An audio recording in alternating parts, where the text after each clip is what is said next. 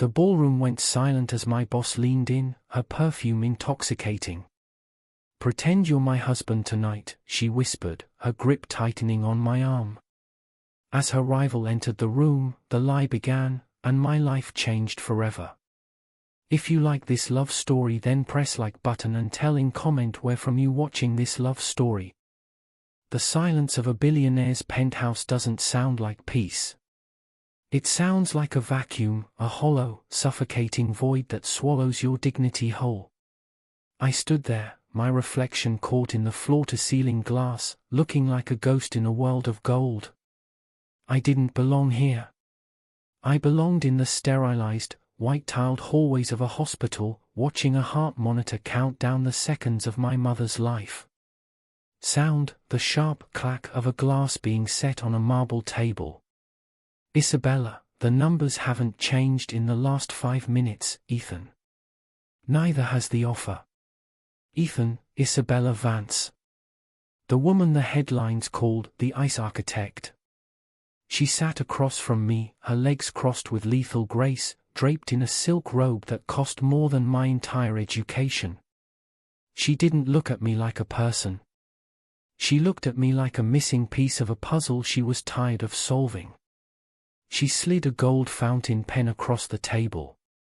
It rolled toward me, heavy and mocking. "Isabella, one night. 24 hours of your life. In exchange, your mother gets the best surgeons in the country, and your debt, it vanishes. Like it never existed. Ethan, and the catch? There's always a catch with people like you, Isabella. Isabella," a cold, haunting smile, "the catch is simple. For tonight, you are mine. You will wear the ring. You will look at me as if I am the only breath in your lungs. You will play the husband the world thinks I deserve." "Ethan," she leaned in, the scent of expensive jasmine and cold steel hitting me. Her voice dropped to a lethal whisper. "Isabella, but remember the rules, Ethan. No feelings. No touch. No reality. Just a signature. When the sun rises, we become strangers again." "Ethan," I looked at the contract. The ink looked like dried blood under the chandelier light. I thought of the hospital bills. I thought of the way her eyes, so cold on the surface, seemed to be burning with a secret fire, a plea she was too proud to scream. My hand trembled as I reached for the pen. The weight of it felt like a shackle. Sound, the sharp, decisive scratch of a pen on thick paper. "Ethan," I signed my name. The devil didn't come with horns, she came in silken shadows. "Ethan, it's done. Isabella, good. Now, stand up, husband. We have a wedding to attend." Sound, a sudden crack of lightning outside. The clock strikes midnight. "Ethan," as she walked past me, her hand brushed mine, a cold, accidental contact that sent a jolt through my chest. For a split second, the mask slipped, and I saw it. Not the billionaire. Not the boss. But a girl drowning in her own empire. I had sold my night for money. But as I followed her into the dark, I realized I might have just sold my heart for a lie. "Ethan," the tuxedo felt like an armor I wasn't brave enough to wear. As the black limousine pulled up to the grand entrance of the Vance estate, I looked at my hands. They were steady, but my heart was a caged animal, thumping against my ribs. Beside me, Isabella was a vision in emerald green silk. Her dress moved like liquid fire, clinging to every curve with a grace that felt almost illegal. She didn't look nervous. She looked like a queen preparing for an execution. "Isabella," her voice is a low, velvety warning, "remember, Ethan.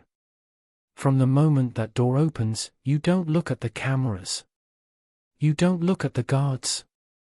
You only look at me. If your eyes wander, they'll see the lie. And if they see the lie, we both lose everything. Ethan, I'm a fast learner, Isabella. But husbands usually know their wife's favorite lie. What's yours? Isabella, she turns to him, her face inches from his. My favorite lie is that I don't need anyone. Tonight, you're going to prove me wrong. Sound, the car door opens. A wall of white noise, flashes, shouting, and footsteps. Ethan, VO, the world turned into a blur of blinding lights. My instinct was to flinch, to hide. But then, I felt it. Her hand slipped through my arm. Her grip was iron, her skin surprisingly warm against my sleeve. I took a breath, squared my shoulders, and stepped into the den of lions. Sound, the heavy gold-plated doors of the ballroom swing open. The chatter of hundreds of elites suddenly drops to a whisper.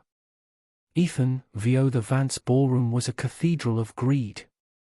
Gold leaf on the ceilings, diamonds on every neck, and eyes, sharp, judgmental eyes, tracking our every move. This was the board dinner. The sharks were circling, waiting for Isabella to stumble so they could tear her empire apart. Isabella, whispering, her lips brushing his ear, the ultimate tense tension, they're watching. Smile, Ethan. Make them jealous of what you possess.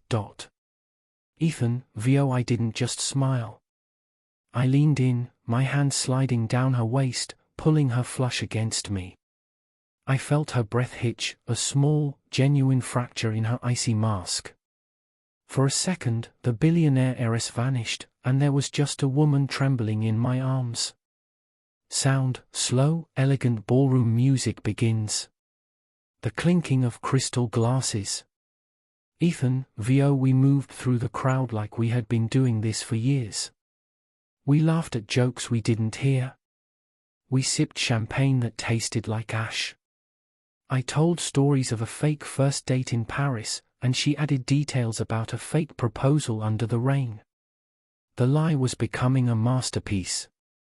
But then, he appeared. Sound, heavy, slow footsteps. The music feels like it's fading into the background. Isabella, her voice tightens, barely audible, Victor. My grandfather's right hand. He's the one who drafted the will. He's looking for a crack in the glass. Victor, deep, cynical voice, Isabella. I must say, the news of your sudden marriage was a shock to the board. Mr. Cole, isn't it? You've kept yourself very hidden for a man who won the heart of the most untouchable woman in the city. Ethan, VO, Victor's eyes were like scalpels. He didn't believe a word of it. He looked at my suit, then at Isabella's hand. He was looking for the missing spark. Victor, a marriage without a public display of affection is just a contract, don't you think? If the board is to be convinced, we expect to see that love everyone is talking about. Ethan, VO, the room went silent. I could feel Isabella's hand turning cold. This was the moment. The deal said no touch, but the lie demanded more. I didn't wait for her permission. I reached out, my fingers tangling in the hair at the nape of her neck. I pulled her close, forcing her to look up at me. Her eyes were wide, filled with a mix of shock and something I couldn't name. Ethan, his voice deep, echoing in the silent room, some things, Victor, are too sacred to be displayed for a board of directors. But if you insist. Ethan, VO, I leaned down. My lips didn't touch hers, but I lingered just a breath away. I could feel the heat radiating from her skin. I could hear her heart drumming a frantic rhythm against her silk dress. In that moment, the penthouse, the money, the hospital bills, everything vanished. There was only the scent of her jasmine perfume and the electric charge between us that felt more real than any truth I had ever known. Sound, a gasp from the crowd, followed by reluctant applause. Isabella, breathless, leaning her head on his shoulder, you're a dangerous man, Ethan Cole. Ethan, you're the one who hired me, Isabella. Don't be surprised if the fire you started burns the whole house down. Sound, the music swells. The clock chiming 10 p.m. Ethan, VO, we had survived the first 2 hours. The board was convinced. The empire was safe.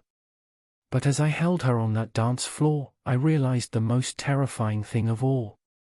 I wasn't pretending anymore. And that was a breach of contract I wasn't sure I could survive. Ethan, VO, the heavy mahogany doors clicked shut, sealing us inside a tomb of glass and gold. The roar of the gala, the fake laughter, the clinking of champagne flutes, the predatory eyes of the board members, it all vanished. In its place was a silence so thick it felt like it had weight. I stood in the center of the living room, my lungs burning as if I had been underwater for hours. I tore the silk tie from my neck, the knot feeling like a noose that had finally loosened. My tuxedo jacket hit the floor with a dull thud. I was no longer a husband. I was just Ethan Cole again. A man who had spent the last 5 hours selling his gaze and his touch to the highest bidder. Across the room, Isabella didn't move. She stood by the floor-to-ceiling window, her silhouette etched against the neon veins of the city below. She stepped out of her emerald silk heels, her bare feet disappearing into the plush white rug. She looked smaller now. Not like the ruthless CEO who could crush a company with a single phone call, but like a shadow draped in green silk. Isabella, her voice is barely a whisper, brittle and dry. You went off script, Ethan. Ethan, the script didn't account for Victor trying to strip your dignity in front of 200 people. I did what was necessary. Isabella, necessary? She turned slowly, the moonlight catching the silver tracks of unshed tears in her eyes. The way you looked at me, the way you held my neck, it wasn't in the contract. You made them believe it. You made me believe it for a second. Ethan, VO, she walked toward me, her silk dress whispering against the floor. Every step she took felt like a heartbeat. She stopped just inches away. I could smell the fading scent of her jasmine perfume mixed with the sharp, cold ozone of the rain outside. Up close, the Ice Queen was cracking. The porcelain mask was spider-webbed with exhaustion. Ethan, maybe it's because I'm tired of lying, Isabella. Everyone in that room wants a piece of your empire. They want your stocks, your signatures, your downfall. I was the only one in that room who just wanted you to breathe. Isabella, a bitter, breathless laugh escapes her. Nobody wants me to breathe, Ethan. They want me to perform. My grandfather didn't leave me a company, he left me a cage. This penthouse, the billions in the bank, this emerald dress, it's all just gold-plated bars. Sound, Isabella pours a drink, the amber liquid swirling in a crystal glass. Her hand trembles slightly. Ethan, VO, I watched her. Truly watched her. I saw the way her shoulders slumped when she thought I wasn't looking. I saw the loneliness that lived in the marrow of her bones, a mirror image of the loneliness I felt every night in the hospital waiting room. We were two different kinds of broken, separated by a bank balance but joined by the same hollowness. Ethan, then stop performing. The cameras are gone. The board members are asleep. There's no one here to impress, Isabella. Just a man who owes you his mother's life, and a woman who's forgotten how to be human. Sound, a low, melancholic cello melody begins to play, a slow-burn cinematic track. Ethan, VO, she didn't answer.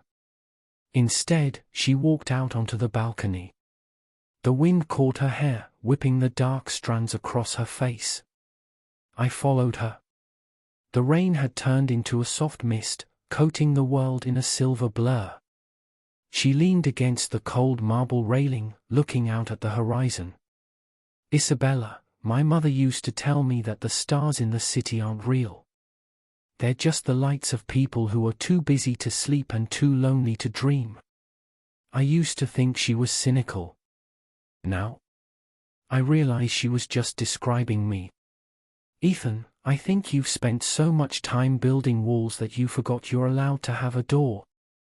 Isabella, she turns to him, her eyes searching his face, and if I opened it, Ethan? What would you do?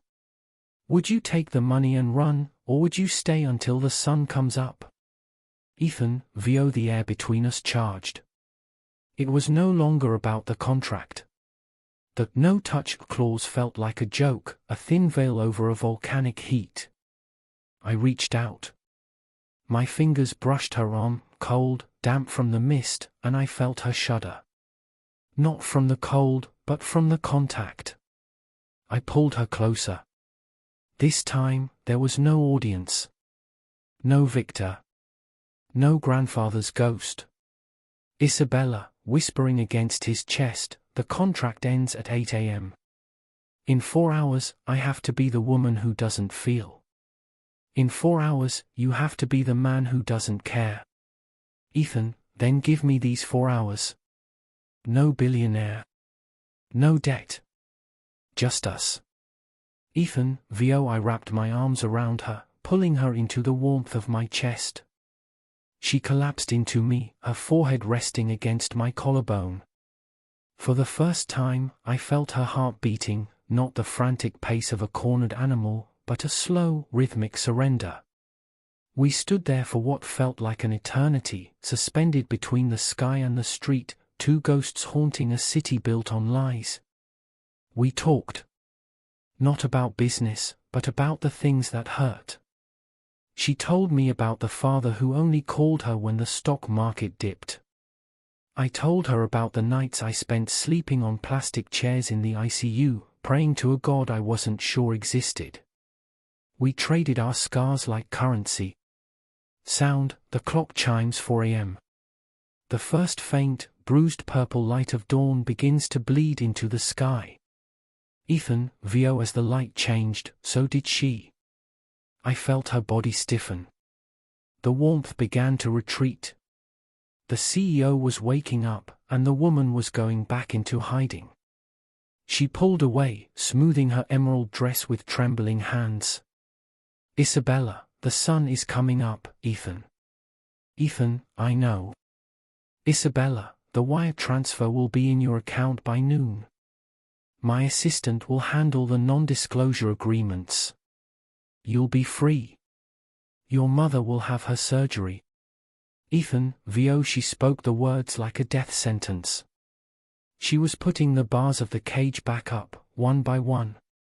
She walked back inside, her gait regaining that practiced, regal grace. But at the door, she paused. She didn't turn around, but her voice was thick with a regret she couldn't hide. Isabella, for what it's worth, you were the best husband I ever had. Even if it was only for a night. Ethan, VO, she disappeared into her bedroom, the soft click of the lock sounding like a gunshot in the quiet room. I stayed on the balcony, watching the sun burn through the fog. I had the money. I had my life back. But as I looked at the empty space where she had stood, I realized I had committed the ultimate sin. I had fallen in love with a woman who only existed between midnight and dawn. Sound, a final, haunting piano chord. Fade to black. Ethan, VO, the sun is a thief. It steals the magic of the shadows and leaves behind nothing but the cold, hard edges of reality. I woke up on the leather sofa, the scent of jasmine still clinging to my skin like a ghost that refused to leave. For a split second, one beautiful, delusional second, I forgot who I was. I thought I was a man waking up next to the woman he loved. Then, I saw the empty champagne glass on the marble floor and the gold pen glinting on the table. The contract. The clock. The end. Sound, the sharp, rhythmic clicking of heels on marble. Isabella enters, fully dressed in a sharp, charcoal grey power suit. Her hair is pulled back into a tight, perfect bun. The woman from the balcony is gone. Ethan, VO, I sat up, rubbing my face. I looked at her, searching for the girl who had cried on my shoulder at 3 a.m. I looked for the softness in her eyes, the tremble in her lips. There was nothing.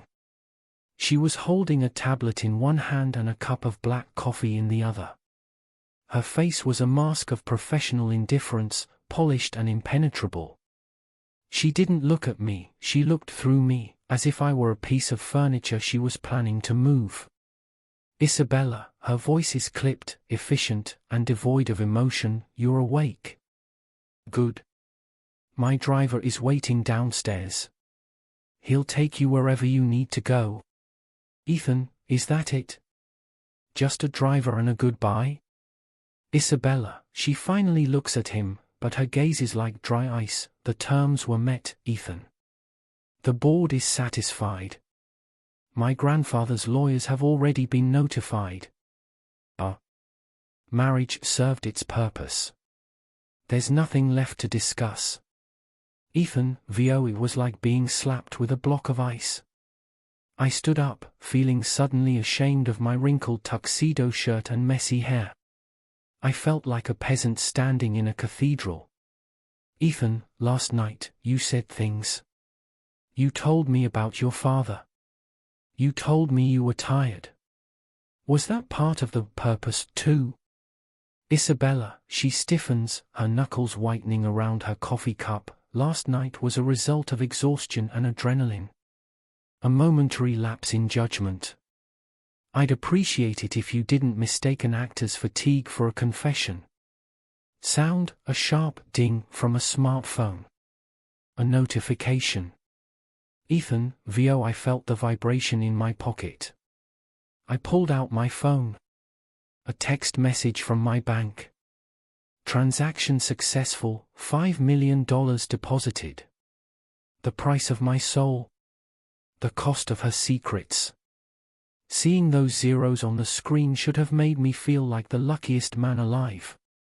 Instead, it felt like the weight of a mountain pressing down on my chest. Ethan, the money's here. I guess I'm officially dismissed. Isabella, you're free, Ethan. Go save your mother. Go live the life you wanted before you met me. Ethan, VO, I walked to the door, my footsteps echoing in the hollow hall. I stopped at the threshold and looked back.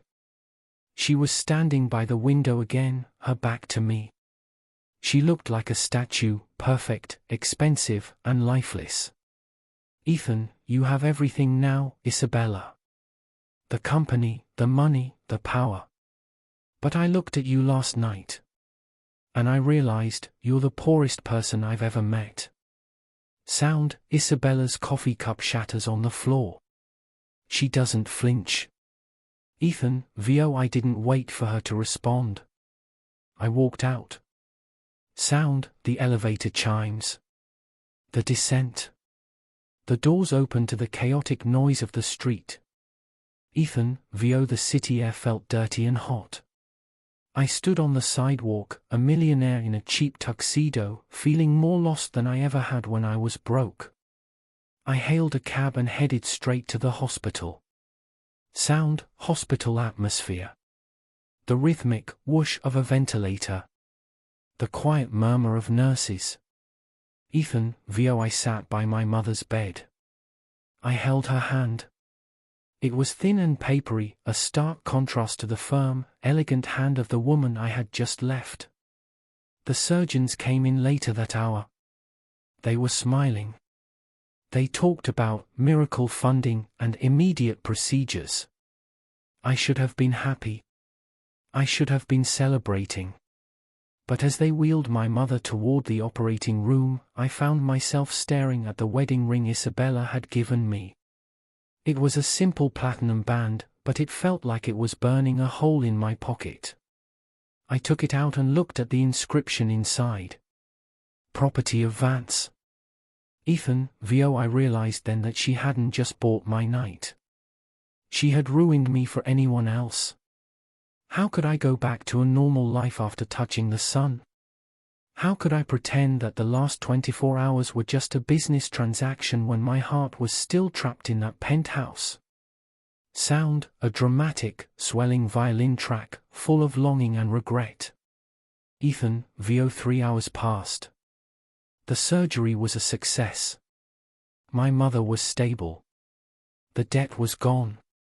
I was standing in the hospital cafeteria, staring at a cup of bitter coffee, when my phone buzzed again. It wasn't a bank alert. It wasn't an NDA. It was an anonymous email with a single attachment. A photo taken from the gala the night before. It wasn't a photo of us smiling for the board. It wasn't a photo of us looking at the cameras. It was a candid shot, taken from a distance, of the moment we were dancing. My face was buried in her hair, and her eyes were closed, her expression one of pure, agonizing relief. The caption read, "The most expensive lie ever told. Or the only truth she has left." Ethan, VO. I looked at the photo until my eyes blurred. I realized then that Isabella Vance wasn't just a cold CEO. She was a woman who was terrified of being loved because she didn't know how to survive the loss of it. She thought she was letting me go. But she didn't realize that when I walked out of that penthouse, I took the only piece of her heart she had ever dared to show. I stood up, the chair scraping against the floor. I didn't care about the money. I didn't care about the contract. "Ethan, I'm not finished with you yet, Isabella." Sound, a final, powerful drum beat. Fade to black. Ethan, VO. 3 weeks. 21 days of luxury that felt like a prison. I had moved my mother to a private rehabilitation center. I had bought a house. I had everything I once prayed for, but every time I closed my eyes, I saw that emerald dress. I felt that 3 a.m. silence. The money sat in my account like lead. Every cent was a reminder of the door I had walked out of. But tonight, the storm wasn't just outside. It was in my blood. Sound, the sharp screech of tires on wet pavement. A car door slams. Ethan, VO. I didn't call. I didn't send an email. I didn't ask for a meeting. I walked into the Vance Global headquarters dripping wet, my jacket soaked, my eyes fixed on the elevator. The security guards moved to stop me, but I didn't slow down. "Ethan, tell her the contractor is here for a final inspection." Sound, the ding of the executive elevator. The doors open to the top floor. Silence. "Ethan, VO." The office was dark, illuminated only by the flashes of lightning from the floor-to-ceiling windows. Isabella was there. She wasn't at her desk. She was standing in the middle of the room, staring at a small, framed photo on her shelf. It was the photo. The candid shot of us dancing. The only truth she had left. "Isabella," her voice is a haunting whisper, not turning around, "you shouldn't be here, Ethan.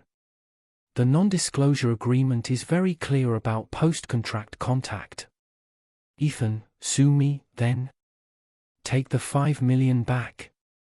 Take the house. Take it all. Because none of it is worth the look in your eyes right now." Isabella, she turns, her face illuminated by a flash of lightning. She looks fragile, her power suit discarded, wearing only a simple silk blouse. "Why can't you just stay gone? I gave you your life back. I saved your mother. I did what a ruthless CEO is supposed to do, I closed the deal." "Ethan, you didn't close anything, Isabella. You just buried it. You're sitting here in a glass tower, counting your billions, while you're starving for a single minute of what we had that night." Sound, Ethan walks toward her, his heavy boots thumping on the expensive carpet. He stops inches from her. "Ethan, I tried to live without it. I tried to pretend that I was just an actor and you were just a client. But I can't look at the sunrise without wondering if you're watching it alone. I can't hear a clock tick without counting the seconds until I see you again." Isabella, her voice breaks, a sob catching in her throat. "It was one night, Ethan. People like me, we don't get happily ever after. We get profitable quarters. If I let you in, the board will see it as a weakness. Victor will use it. My empire will crumble. Ethan, then let it crumble. Let it all burn to the ground. What's the point of owning the world if you have to spend every night in it alone? I'm not here for your money, Isabella. I'm here because you're the only person who ever made me feel like I wasn't invisible. Sound, a massive crack of thunder. The music swells into a crescendo. Ethan, Vio. I reached out and grabbed her hands. They were ice cold, trembling. I didn't wait for a contract. I didn't wait for a signature. I pulled her into me, and this time, the kiss wasn't for Victor. It wasn't for the cameras. It wasn't for the Vance empire. It was desperate. It was raw. It was the sound of a contract being torn to shreds.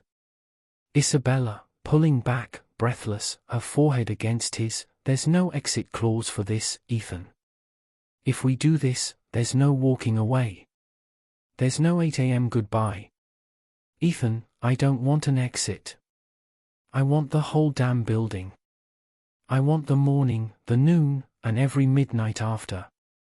I don't want to be your 24-hour husband. I want to be the man who reminds you that you're alive. Isabella, a small, genuine smile breaks through her tears, the first real smile of the story. The board is going to hate this. Ethan, good. I hope they watch every minute of it. Sound, the rain slows down. The music transitions into a soft, beautiful piano melody. Ethan, Vio. We stood there in the dark office, surrounded by the symbols of her wealth, but for the first time, she wasn't a billionaire and I wasn't a desperate man. We were just two people who had stopped pretending.